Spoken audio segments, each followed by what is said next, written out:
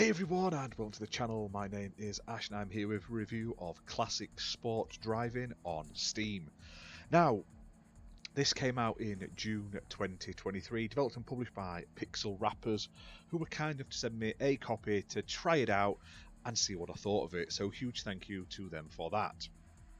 Now, I've been playing a lot of racing games and I am a big retro racing fan. Like, I love Outrun, I love like Road Rash on the Mega Drive and stuff like that. I've also been loving those like modern retro racing games as well. There was like Pixel Highway I really enjoyed and a few others. Now, one thing that stood out to me straight away, that I could play this on my Steam Deck. I recently picked up a Steam Deck, got it for my birthday in December. So I've been really into playing games on that to get the most out of it. Now, this game is a sort of retro-inspired racing game. And basically, it's point to point. You've got to go through a variety of different checkpoints to get to the end of the track. And it's all about getting the best time. So, the game features a few different modes. So, there's a solo campaign, in which you'll play through a whole host of different tracks. You have to get stars from 1 star to 3 stars depending on like how well you do.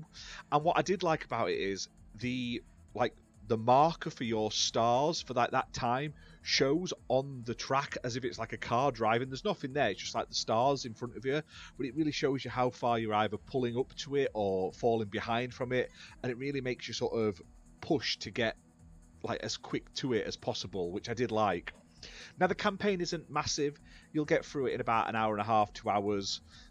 You basically unlock each level in like each run by completing 1 star in each of the races. You then get like a qualifying race at the end of each sort of session, and then once you've completed that, you unlock more races. You complete that, you move on, and you move on, and you move on until you've completed the game. Now, there are some like basic cutscenes in between and stuff like that. But the thing that makes this game unique is the fact that it has like challenges that you can play with people online. So every week there are 2 official challenges. So these are basically like get the quickest score and stuff like that on each level. There are rankings based on country and worldwide, so it really gives you a reason to go back and try and better yourself. You can also create player challenges as well by using the track generator. So this game also features a unlimited number of possibilities using this track generator. You basically type something in, you name it, and then it generates a track. So that'll be the type of environment, the weather, the length of the track and stuff like that.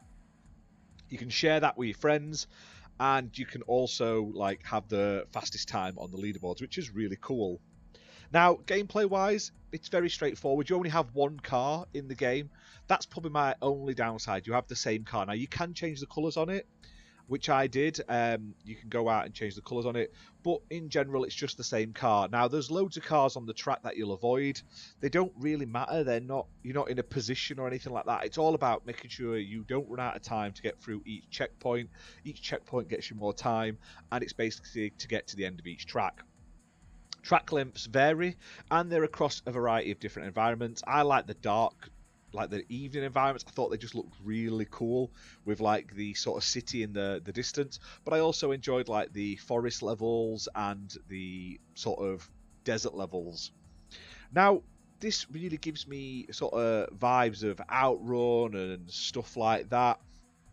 Have you ever played things like Lotus Turbo Challenge, Jaguar XJ220, you'll know exactly the sort of games that this team have took inspiration from to create this game. And it is a small indie team. 6 people have made this. They've done a great little job with it. All the graphics are like hand-drawn visuals as well. It's not the most detailed, but it works really well. It looks nice, and because of that like procedural like randomized generation for all of the tracks, I get why they're not super detailed or anything. And honestly, yeah, it's really fun. There's a lot of content to it. It's a little rough around the edges in terms of the UI. I think the menus could use a little touch up just to make them look a bit less barren. But in terms of gameplay, I really enjoyed it. Now, it does support partial controller support with Xbox controllers.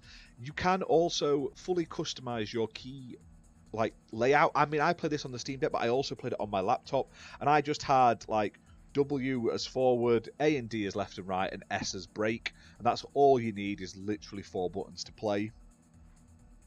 Price wise, it's normally £4.49, but literally for the next week until the 4th of January, you can save 20% and pick this up at £3.59. So if you want a fun little racer that's, like I say, very set in its sort of old school heritage, but playable on modern consoles and your Steam Deck, then you could do worse than checking this one out.